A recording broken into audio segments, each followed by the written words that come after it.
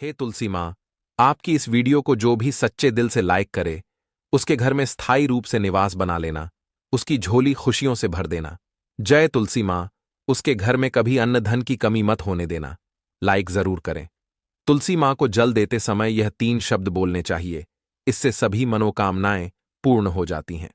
आज की इस वीडियो में हम जानेंगे कि तुलसी माँ के पौधे को जल देते समय क्या बोलना चाहिए। एक बार की बात है, भगवान विष्णु आराम कर रहे थे। तभी मां लक्ष्मी आईं और उन्होंने भगवान विष्णु से तुलसी मां को जल देने का महत्व पूछ लिया। तब भगवान विष्णु ने उन्हें उसका महत्व सुनाया। आगे देवी लक्ष्मी कहती हैं, हे स्वामी, आपने मुझे तुलसी मां को जल देने का महत्व तो बता दिया है, किंतु अब मेरे मन में यह जानने की जिज्ञासा हो रही है कि तुलसी मां को जल कैसे देना चाहिए। तुलसी मां को जल देने की सर्वोत्तम विधि कौन सी है और तुलसी मां को जल देने का मंत्र कौन सा है? कृपया आप मुझे इन सभी प्रश्नों का उत्तर दें। तब भगवान विष्णु देवी लक्ष्मी से कहते हैं, हे प्रिय, जिस प्रकार मैंने तुम्हें तुलसी मां का महत्व बताया है, उसी प्रकार तुलसी मां को जल देते समय बोले जाने वाले मंत्र का भी बड़ा महत्व है। यह मंत्र केवल 3 शब्दों का है, किंतु इसका प्रभाव बहुत कल्याणकारी है। जो भी इंसान प्रतिदिन तुलसी मां को जल देते समय अपने मुख से केवल यह 3 शब्द बोलता है, तो साक्षात मां लक्ष्मी उसके घर में प्रवेश करती हैं। उसकी दरिद्रता समाप्त हो जाती है, उसे धन धान्य की प्राप्ति होती है। मंत्र बताने से पूर्व मैं आपको तुलसी मां के इस मंत्र का महत्व सुनाता हूं। इस महत्व को सुन लेने मात्र से ही इंसान के समस्त पाप नष्ट हो जाते हैं। उसे 1000 वर्षों तक तुलसी मां को जल देने का पुण्य फल प्राप्त हो जाता है। इसीलिए देवी लक्ष्मी, आप इस कथा को ध्यान से पूरा जरूर सुनें। देवी लक्ष्मी कहती हैं, हे प्रभु, मैं इस कथा को पूरा अवश्य सुनूंगी। आप मुझे तुलसी मां के मंत्र का महात्म्य सुनाइए। भगवान विष्णु कहते हैं, हे देवी लक्ष्मी, दक्षिण में एक अत्यंत शोभायमान नगरी थी। उस नगरी में रमेश नाम का एक खोटी बुद्धि का ब्राह्मण रहता था। वह पापियों का शिरोमणि था। उसका जन्म एक ऐसे ब्राह्मण परिवार में हुआ था जो पाप कर्म करने वाले और शास्त्र ज्ञान से शून्य थे। वह जन्म से तो ब्राह्मण था, किंतु कर्म से वह अत्यंत दुराचारी था। वह न पूजा पाठ करता था, न ध्यान, न जप, न हवन और न ही मेहमानों का सत्कार करता था। उसके द्वार पर आए मेहमानों को बिना दान दिए ही क्रूरतापूर्वक भगा देता था। स्त्री लंपट होने के कारण वह सदैव ही पराई स्त्रियों में आसक्त रहता था। उसे मदिरापान की भी आदत थी, साथ ही वह मांस खाता था। वह दिन में खेत में काम करके पत्ते बेचकर जीविका चलाता था और रात में वेश्याओं का सेवन करता था। इस प्रकार से उस ब्राह्मण ने अनेक वर्षों तक जीवन व्यतीत किया। फिर एक दिन वह दुर्बुद्धि रमेश बेचने के लिए, पत्ते इकट्ठा करने के लिए एक आर्ष की वाटिका में घूमने लगा और पत्ते तोड़ने लगा। तभी एक काल रूपधारी काले सांप ने उस ब्राह्मण को काट लिया और उसी समय उसकी मृत्यु हो गई। उसके बाद 2 यम के दूत उसे लेने के लिए उस स्थान पर प्रकट हुए और उसे उठाकर यमलोक ले जाने लगे। मार्ग में वह यमदूतों के सामने बहुत विलाप करने लगा, हे दूतों, मुझे कहां ले जा रहे हो? मुझे छोड़ दो, मेरे प्राण बचा दो। किंतु यमदूत उसे यह कहते हुए ले जाने लगे, अरे दुष्ट ब्राह्मण, तेरे पाप कर्मों के कारण तुझे सांप ने काट लिया है। अब यमदेव तुझे अवश्य घोर नरक में डाल देंगे। फिर यम के दूत उस ब्राह्मण को लेकर यमलोक पहुंचते हैं और यमदेव के सामने खड़े हो जाते हैं। चित्रगुप्त उस ब्राह्मण का लेखा जोखा निकालते हैं और यमदेव से कहते हैं, हे धर्मराज, इस ब्राह्मण ने बचपन से लेकर मृत्यु तक पाप ही पाप किया है। इसने कभी कोई पुण्य का काम नहीं किया है। फिर धर्मराज अपने दूतों से कहते हैं, हे दूतों, इस घोर पाप करने वाले ब्राह्मण को उठाकर ले जाओ और इसे नरक में डाल दो। फिर यम के दूत उस ब्राह्मण को ले जाते हैं और नरक की भयंकर अग्नि में धकेल देते हैं। अनेक वर्षों तक नरक में सजा भुगतने के बाद उस ब्राह्मण को दूसरे जन्म में एक बैल का शरीर मिलता है। बैल का जन्म पाकर वह बोझ उठाने का काम करने लगा। उसका मालिक उससे दिन रात काम करवाने लगा। फिर जब उस बैल की शक्ति कम हुई तो उसके मालिक ने उसे एक लंगड़े आदमी को बेच दिया। उस लंगड़े आदमी ने उस बैल को खुद का बोझ उठाने के लिए उपयोग किया। वह उसकी पीठ पर बैठकर घूमा करता था। इस प्रकार से उस बैल ने 8 वर्षों तक उस लंगड़े आदमी का बोझ उठाया। फिर एक दिन वह लंगड़ा आदमी उस बैल की पीठ पर बैठकर किसी ऊंचे पर्वत पर जाने लगा। उस पर्वत पर बहुत देर तक चढ़ने के कारण वह बैल बहुत थक गया, उसकी शक्ति क्षीण हो गई और कुछ समय बाद वह बैल बहुत जोर से मूर्छित होकर जमीन पर गिर पड़ा और अंतिम सांसें लेने लगा। तभी वहां पर खड़े लोगों को उस बैल पर बड़ी दया आ गई और वे उसके मुख में पानी डालने लगे। फिर उन लोगों में एक पुण्यात्मा व्यक्ति था। उसने उस बैल का कल्याण करने के लिए अपना पुण्य उस बैल को दे दिया। उसे देखकर अन्य लोगों ने भी अपना अपना पुण्य याद करके कुछ पुण्य उस बैल को दे दिया ताकि उसे मुक्ति मिल सके। उसी भीड़ में एक वैश्या भी खड़ी हुई थी। सभी लोग अपना पुण्य उस बैल को दे रहे थे। यह देखकर उस वैश्या ने भी अपना पुण्य उस बैल को दे दिया। कुछ देर बाद उस बैल की मृत्यु हो जाती है। फिर उस स्थान पर यमदूत आते हैं और उस बैल के शरीर से उस ब्राह्मण की आत्मा को निकालकर यमलोक ले जाते हैं। यमलोक ले जाने पर उसे यमदेव के सामने खड़ा किया जाता है और फिर चित्रगुप्त उसका लेखा जोखा देखते हैं।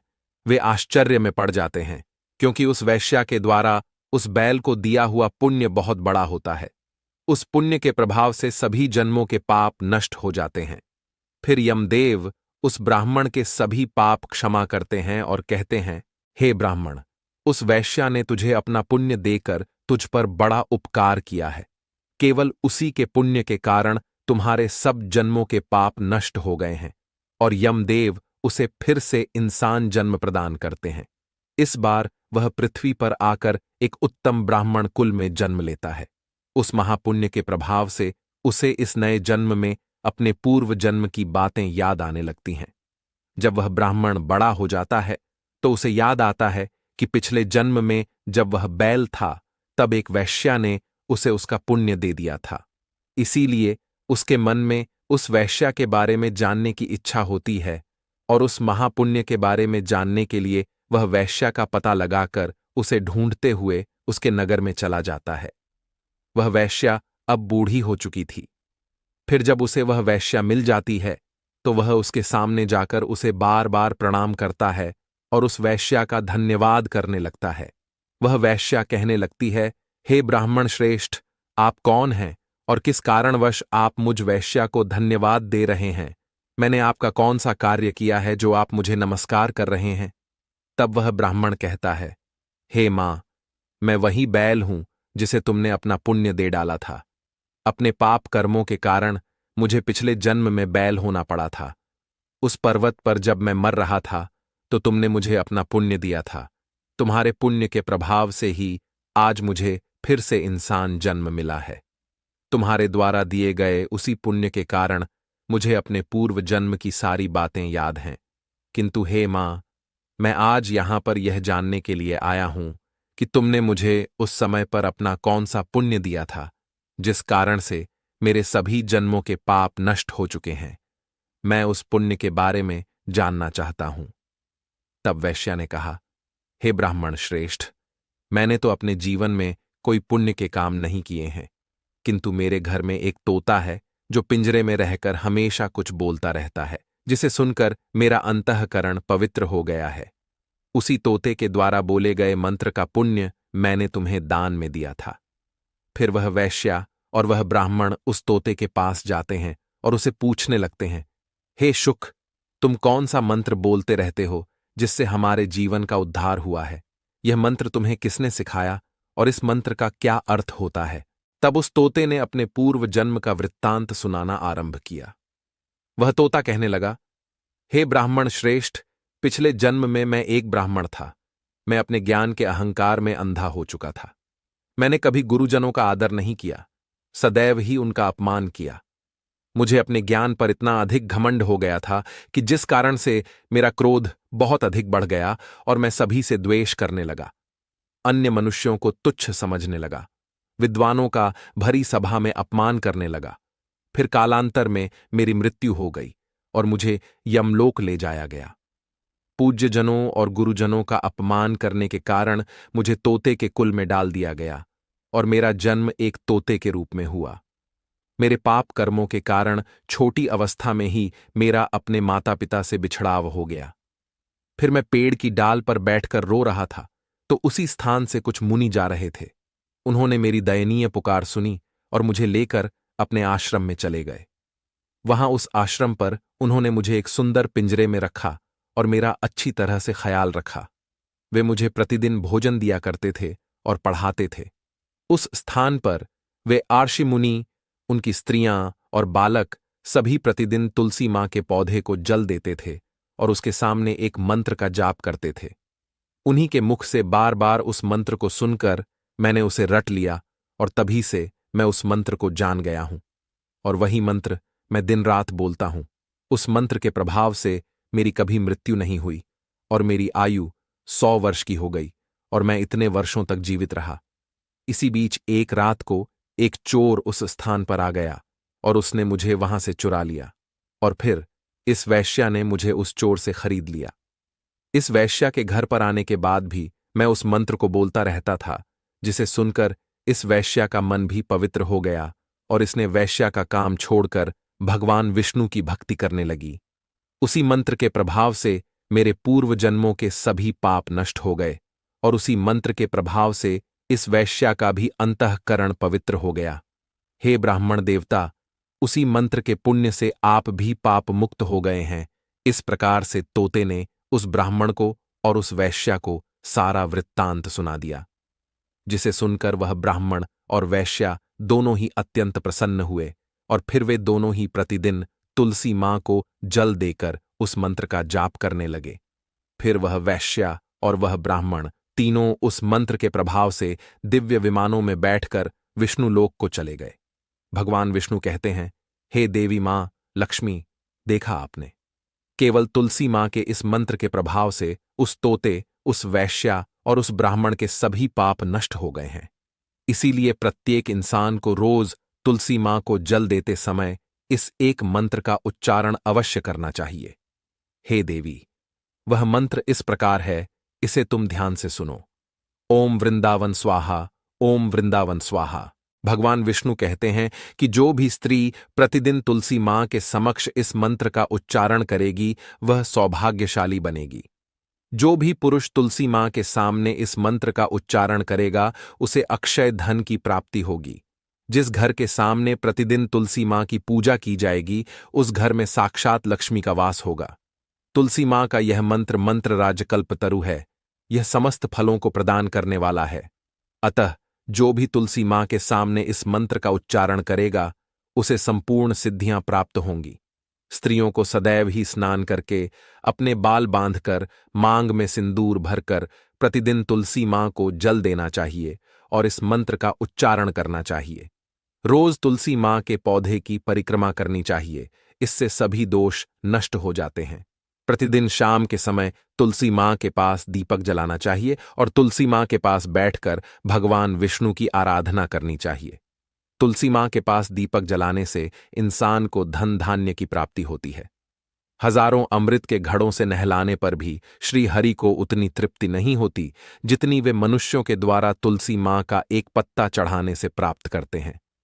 1,00,000 गाय के दान से मानव जो फल प्राप्त करता है वही फल तुलसी मां के पत्ते के दान से पा लेता है। जो मृत्यु के समय अपने मुख में तुलसी मां का पत्ता या जल पा जाता है वह संपूर्ण पापों से मुक्त होकर भगवान विष्णु के धाम जाता है। भगवान विष्णु कहते हैं, पूर्णिमा, अमावस्या, द्वादशी और सूर्य संक्रांति के दिन मध्याह्न काल, रात्रि और अशौच के समय तेल लगाकर बिना स्नान किए अथवा बिना हाथ पैर धोए रात्रि के वस्त्र पहनकर तुलसी मां के पत्ते तोड़ता है वह महापापी होता है। श्राद्ध, व्रत, दान, प्रतिष्ठा तथा देव पूजा के लिए तोड़े हुए तुलसी मां के पत्ते बासी होने पर भी 3 रात्रि तक पवित्र ही रहते हैं। तुलसी मां का एक एक पत्ता न तोड़कर पत्तियों के साथ अग्रभाग को तोड़ना चाहिए। तुलसी मां का मुरझाया हुआ फूल सभी फूलों से बढ़कर माना जाता है। मंजरी तोड़ते समय उसमें पत्तियों का रहना भी आवश्यक माना गया है। पूज्य भाव से पौधे को हिलाए बिना तुलसी मां के अग्रभाग को तोड़ना चाहिए। इससे पूजा का फल लाख गुना बढ़ जाता है तुलसी माँ के पत्तों को कभी नाखून से नहीं तोड़ना चाहिए, इससे पाप लगता है। रात्रि में तुलसी माँ के पौधे को स्पर्श न करें अथवा उसके पत्ते न तोड़ें, ऐसा करना अशुभ माना गया है। रात्रि में तुलसी माँ का पौधा निद्रा अवस्था में होता है, ऐसे में पत्ते तोड़ने पर पाप ही लगता है। गुरुवार के दिन तुलसी माँ के पौधे में थोड़ा सा कच्चा दूध अर्पित करें। दूध चढ़ाते समय ओम नमो भगवते वासुदेवाय नमः इस मंत्र का जाप अवश्य करना चाहिए। तुलसी माँ के पौधे के पास शालिग्राम रखें और उस पर तिल चढ़ाएं। पूजा में तुलसी माँ और शालिग्राम को दूध में भीगी हल्दी का तिलक अवश्य करें। शालिग्राम पर तुलसी माँ का पत्र रखकर चंदन लगाना चाहिए। अगर कोई महिला मासिक धर्म से है तो वह तुलसी माँ की पूजा न करे। मासिक धर्म के दौरान तुलसी माँ को स्पर्श करने से घोर पाप लगता है, इससे स्त्री की दुर्गति होती है। तो भक्तों, इस प्रकार से भगवान विष्णु ने देवी माँ लक्ष्मी को तुलसी माँ को जल देने के मंत्र का महत्व सुनाया है। यह कथा आपको कैसी लगी, कमेंट करके अवश्य बताएं। अगर यह जानकारी अच्छी लगी तो वीडियो को लाइक जरूर करें। भक्तों, अगर आप माँ लक्ष्मी को अपने घर लाना चाहते हैं तो कमेंट बॉक्स में लिखें, जय माँ लक्ष्मी, आपका हमारे घर में स्वागत है।